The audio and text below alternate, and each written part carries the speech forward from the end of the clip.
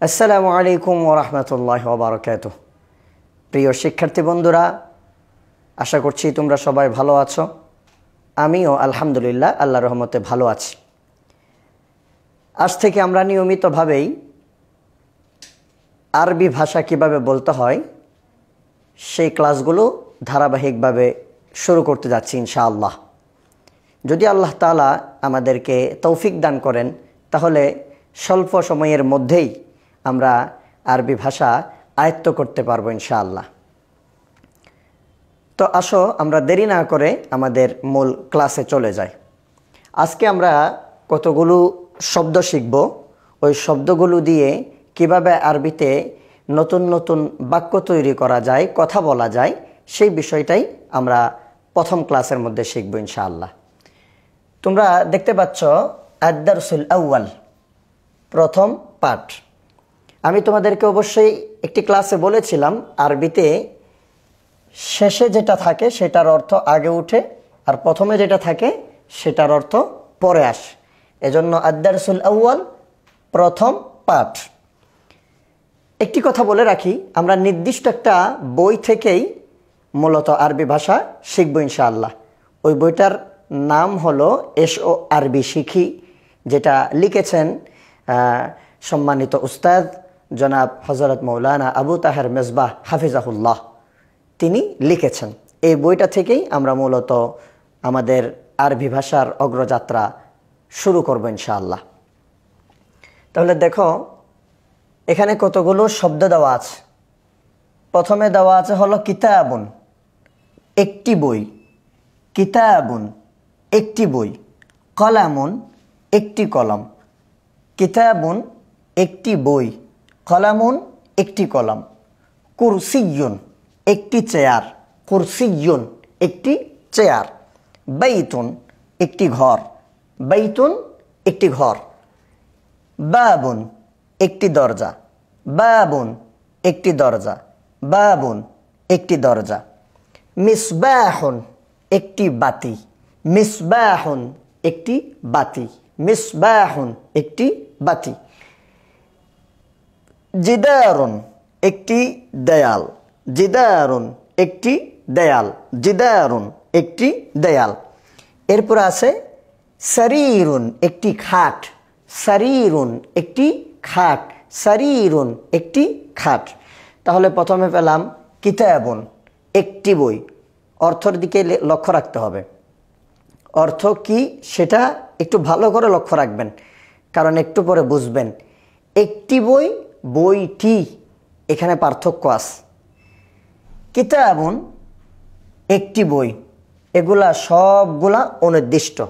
একটি বই, কলামুন, একটি কলম। কুরসিয়ুন, একটি চেয়ার। বাইতুন, একটি ঘর। বাবুন, একটি দরজা। মিসবাহুন, একটি বাতি। সারিরুন, একটি খাট। জিদারুন, একটি দেয়াল। এই সবগুলা হচ্ছে অনির্দিষ্ট। সবগুলা অনির্দিষ্ট। অনির্দিষ্ট, নির্দিষ্টভাবে দেওয়া নাই। তাহলে আমরা জানি যেগুলা অনির্দিষ্ট সেগুলাকে আরবি গ্রামারে বলা হয়, কি বলা হয় একটু বলেন তো? নাকেরা বলা হয়। মারিফা, নাকিরা। মারিফা, নাকিরা। মারিফা মানে হলো নির্দিষ্ট, আর যেগুলো অনির্দিষ্ট সেগুলাকে বলা হয় নাকিরা।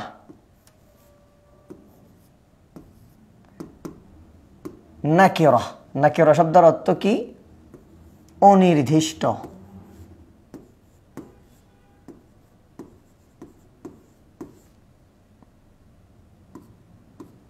যেসব শব্দ বা জিনিস অনির্দিষ্ট হবে সেগুলাকে নাকিরা বলা হয়।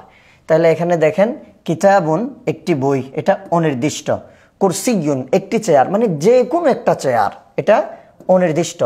বাবুন, একটি দরজা, যে কোনো দরজাকে বাবুন বলা হয়। এরপরে মনে করেন যে জিদারুন, একটি দেওয়াল, যে কোনো দেওয়াল, যে কোনো একটি দেওয়ালকেই জিদারুন বলে। তারপরে কলামুন, অনির্দিষ্ট, একটি কলম, যে কোনো একটি কলম। বাইতুন, অনির্দিষ্ট, যে কোনো একটা ঘর। বাইতুন, একটি ঘর। মিসবাহুন, মিসবাহুন শব্দের অর্থ বাতি, যে কোনো একটি বাতি, অনির্দিষ্ট। সারিরুন, সারিরুন মানে হলো খাট। সারিরুন শব্দের অর্থ খাট, তাহলে এটাও অনির্দিষ্ট। তাহলে আমরা জানলাম যে নাকেরা শব্দের অর্থ হচ্ছে অনির্দিষ্ট। যে ইসিমগুলো অনির্দিষ্টভাবে বোঝায় তাকে কি বলে? নাকিরা বলে। তাহলে এই সবগুলা হলো অনির্দিষ্ট, এই সবগুলা অনির্দিষ্ট। এবার আসেন আমরা দেখি এগুলা দিয়ে কিভাবে করে বাক্য বানানো যায়। আমরা এখানে দেখতে পাবো যে আমাদের বোর্ডের দিকে যদি আমরা তাকাই তাহলে আমরা দেখতে পাবো এখন কতগুলো বাক্য আমরা তৈরি করতে পারবো ইনশাআল্লাহ। কিভাবে আছে দেখেন। এরপরে ইসমে ইশারা, ইসমে ইশারা,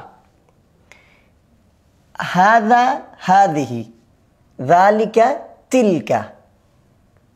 তাহলে এখন দেখেন এই হাদা হাদিহি যালিকা তিলকা, আর একটা আছে উলাইকা। আমরা কোরআন শরীফে পড়ি উলাইকা আলা হুদাম মির রাব্বিহিম ওয়া উলাইকা হুমুল মুফলিহুন। এই উলাইকা এটাও ইসমে ইশারা, এটা মুযাক্কার মুআন্নাস সবার জন্য ব্যবহার হয়। তাহলে দেখেন এগুলাকে বলা হয় ইসমে ইশারা। হাদা হাদিহি,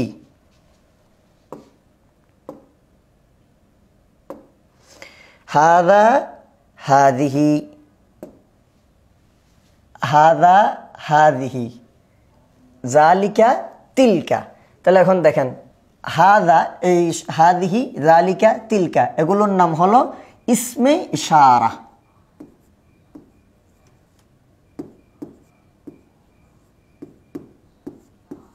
ইসমে ইশারা। তাহলে ইসমে ইশারা কাকে বলে?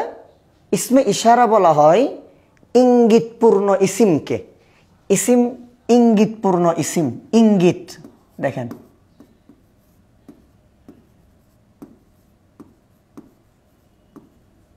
ইঙ্গিতপূর্ণ ইসিম বা নাম, ইঙ্গিতপূর্ণ নাম। তাহলে ইসমে ইশারা। এখন ইসমে ইশারা এখানে দুইটা আছে, একটা হলো দূরের জন্য আর একটা কাছের জন্য। ইসমে ইশারা করিব, ইসমে ইশারা বাঈদ। আবার দুই প্রকার ইসমে ইশারা, একটা হলো মুযাক্কারের জন্য আর একটা মুআন্নাসের জন্য। তাহলে হাযা হাযিহি এগুলো হচ্ছে ইসমে ইশারা করিব,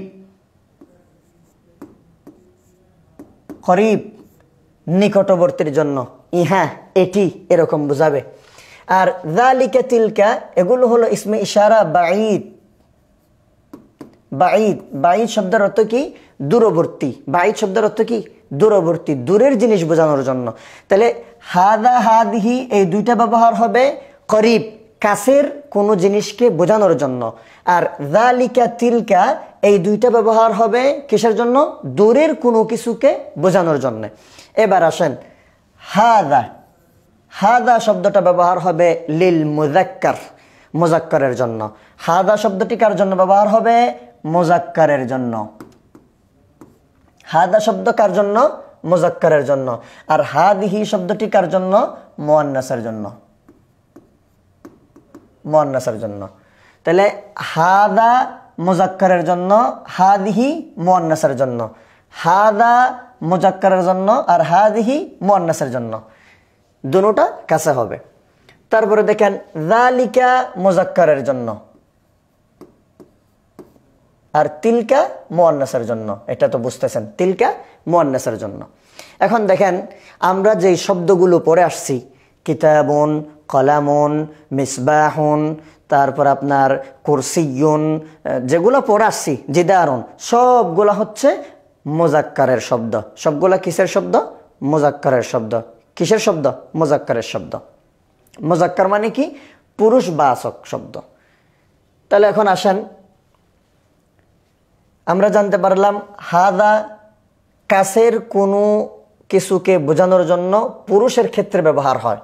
হাদিহি কাছের কোনো কিছু বোঝানোর জন্য স্ত্রীর জন্য ব্যবহার হয়, মুআন্নাসের জন্য ব্যবহার হয়। যালিকা দূরের কোনো কিছু বোঝানোর ক্ষেত্রে পুরুষ এর জন্য ব্যবহার হয়।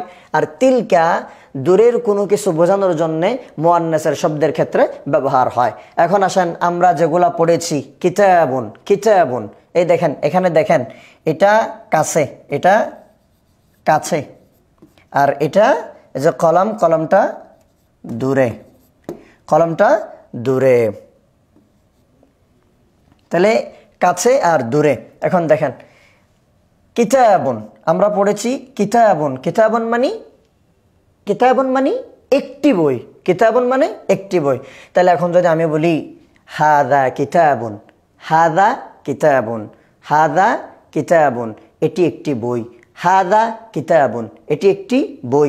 কারণ আমরা এখানে পড়েছি কি হাদা এটি অথবা ইহা। কেমন, হাদা দিয়ে আপনি কি বলতে পারবেন, ইহা বা এটি, ইহা বা এটি দুটোটাই বলতে পারবেন। তাহলে হাদা কিতাবুন একটি বই, হাদা কিতাবুন এটি একটি বই, হাদা কিতাবুন এটি একটি বই। তাহলে এখন আপনি প্রশ্ন কিভাবে করবেন, আমি যদি আপনাকে বলি মা হাদা, মা হাদা, মনে করেন যে আপনার সামনে একটা বই আছে, তো আমি আপনাকে বললাম যে মা হাদা, আপনার বইটার দিকে ইশারা করে আমি বলছি কি মা হাদা, প্রশ্ন, মা মা মা ইস্তাফহামিয়া, প্রশ্নবোধক মা, এক সময় আপনাদেরকে বলেছিলাম। তাহলে আমি বললাম মা হাদা, আপনি বললেন হাদা কিতাবুন, হাদা কিতাবুন এটি একটি বই। তাহলে এখন আপনি বলতে পারবেন যে কলম, আপনার কাছে একটি কলম আছে, আমি আপনাকে বললাম মা হাদা, আপনি বললেন হাদা কলামুন। আপনার ঘরের সামনে দাঁড়িয়ে আমি আপনাকে বললাম মা হাদা, আপনার ঘরের দিকে ইশারা করে আপনি আমাকে বললেন হাদা বাইতুন। হ্যাঁ, তারপরে আমি আপনার ঘরের সামনে দাঁড়িয়ে বললাম যে দরজার সামনে দাঁড়িয়ে বললাম মা হাদা, আপনি বললেন হাদা বাবুন, এটি একটি দরজা। কেমন, এরকম ভাবেই আপনি আরবি বলতে পারবেন ইনশাআল্লাহ। তাইলে এখন আমরা বলি যে এটি একটি বই, এটি একটি বই, এটার আরবি কি হবে হাদা কিতাবুন। আর এটি কি, এটার আরবি কি হবে মা হাদা। এটি কি মা হাদা, এটি একটি বই হাদা কিতাবুন। এটি কি মা হাদা, এটি কি মা হাদা, এটি কি মা হাদা। এখন উত্তরে কি বলবেন হাদা কিতাবুন, হাদা কিতাবুন এটি একটি বই। আমি যদি বলি কলমের ক্ষেত্রে এটি কি মা হাদা, আপনি বলবেন এটি একটি কলম, হাদা কলামুন। আমি যদি বলি লাইটের ক্ষেত্রে মা হাদা, লাইটের দিকে দেখিয়ে দিয়ে যদি আমি বলি মা হাদা, আপনি বলবেন যে হাদা মিসবাহুন। আমি যদি বলি আপনার খাটের দিকে দেখিয়ে দিয়ে বলি যে মা হাদা, যেটা আপনার কাছে মা হাদা, আপনি তখন বলবেন হাদা সারিরুন, এটি একটি খাট। আমি যদি আপনাকে বলি যে আপনার ঘরের দেওয়ালের দিকে দেখিয়ে দিয়ে, যেটা একদম আপনার কাছেই আছে, আপনার রুমের ভেতরে আছে, আমি বললাম মা হাদা, আপনি বললেন হাদা জিদারুন, এটি একটি দেয়াল। এইরকমভাবেই আমরা আরবি কথা বলতে পারবো ইনশাআল্লাহ। তারপরে আসেন দেখেন দূরে, এটা কাছে দেখানো হয়েছে আর এটা অনেক দূরে দেখানো হয়েছে, অনেক দূরে। তাহলে আমরা জানি যে কি পুরুষবাচক শব্দের মধ্যে হাদা ব্যবহার হয় কাছের জন্যে, আর যালিকা ব্যবহার হয়, এই যালিকা ব্যবহার হয় পুরুষের ক্ষেত্রে দূরে বোঝানোর জন্য। দূরে, উহা, ওটি, ওটি কি, ওই যে দেখা যাচ্ছে ওটি কি, কেমন, এরকম ভাবে দূরে। তাহলে দেখেন যালিকা, যালিকা ওটি বা উহা, উহা বা আপনার ওইটি বা সেটি, আপনি যেটি বলেন না কেন সেটি। তাহলে এখন আমি বলতে পারি যে অনেক দূরে আমি দেখাই দিলাম, তখন কিভাবে বলবো মা যালিকা, মা যালিকা। প্রথমে কাছে, কাছে সেজন্য কি বলছিলাম মা হাদা, মা হাদা, মা হাদা এটি কি বা ইহা কি। যখন দূরে বলবেন তখন কি বলবেন মা যালিকা, মা যালিকা, মা যালিকা ওটি কি, ওটি কি, কেমন, এরকম ভাবে বলতে হবে। তখন সে বলবে কি যালিকা কলামুন, ওটি, যালিকা কলামুন ওটি একটি কলম, যালিকা কলামুন ওটি একটি কলম। তারপরে যদি বলে যে দেওয়ালের দিকে তাকায়া, অনেক দূরে আপনার দেওয়াল, ওই দেওয়ালের দিকে তাকায়া আমি আপনাকে জিজ্ঞেস করলাম মা যালিকা, তখন আপনি বলবেন যে যালিকা জিদারুন। তারপর আমি বললাম যে আপনার একটা দরজা অনেক দূরে দেখা যাচ্ছে, ওই দরজার দিকে আমি তাকাই আপনাকে জিজ্ঞেস করলাম মা যালিকা, আপনি বলবেন যালিকা বাবুন। তারপরে আমি অনেক দূর থেকে আপনার ঘরের দিকে তাকাই দিয়া বললাম যে মা যালিকা, তখন আপনি বলবেন যে যালিকা বাইতুন, যালিকা বাইতুন। এই তো মাশাআল্লাহ, এইরকম ভাবেই আমরা পড়তে পারবো ইনশাআল্লাহ। তো এরপরে দেখেন যে এখানে আছে আরো কি আছে আমরা একটু দেখি। তারপরে দেখেন আমরা আরো দেখতে পাচ্ছি কি মসজিদ, এটা কাছে, এটা কাছে, তাহলে সেজন্য কি হবে হাদা মসজিদুন, হাদা মসজিদুন, হাদা মসজিদুন। কেন? কারণ এটা কাছে বোঝাচ্ছে। তারপরে এই যে একটু আগে বললাম যে দূরে হলে কি বলবে মা যালিকা, কারণ আমরা যে শব্দগুলো পড়েছি সবগুলো মুজাক্করের শব্দ পড়েছি, মুয়ান্নাসের একটা শব্দ আমরা মুয়ান্নাসের পড়ি নাই, মুজাক্করের পড়ছি।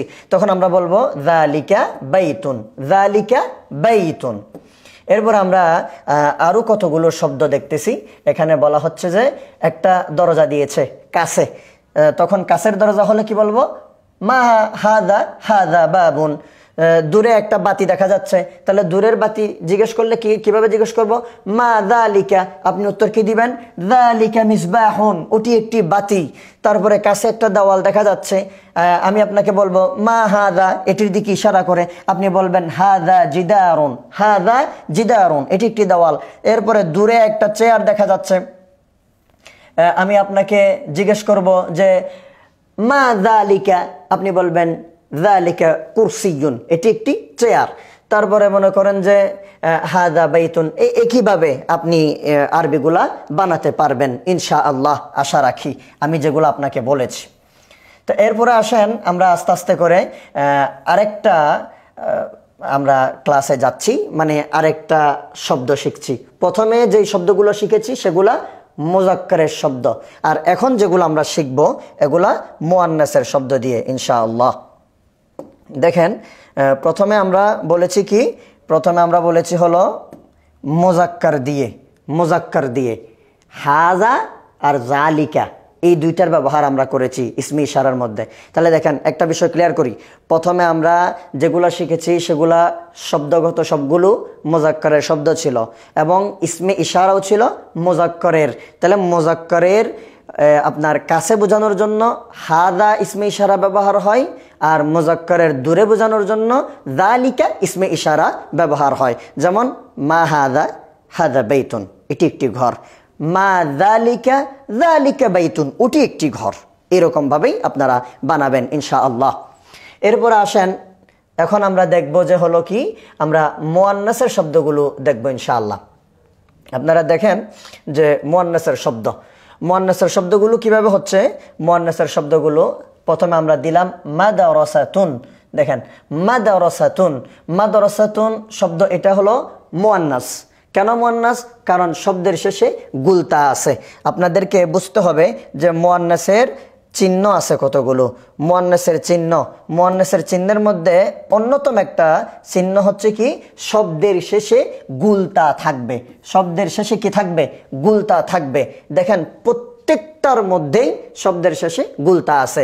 মিস্তরাতুন লাস্টে গুলতা আছে, কুররাসাতুন গুলতা আছে, তারপরে হুজরাতুন গুলতা আছে, গুরফাতুন গুলতা আছে, কেমন সাব্বুরাতুন গুলতা আছে, হাকিবাতুন গুলতা আছে, তাওয়িলাতুন গুলতা আছে, নাফিদাতুন গুলতা আছে। তাহলে গুলতা থাকা, শব্দের শেষে গুলতা থাকা, এটা মুয়ান্নাসের আলামত।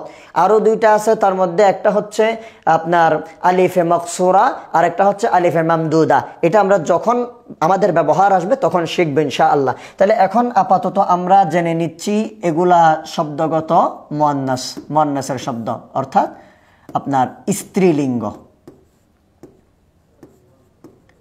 হ্যাঁ, তাহলে এখন স্ত্রীলিঙ্গের জন্য কি কি জামির ব্যবহার হবে, আপনার ইসমে ইশারা ব্যবহার হবে।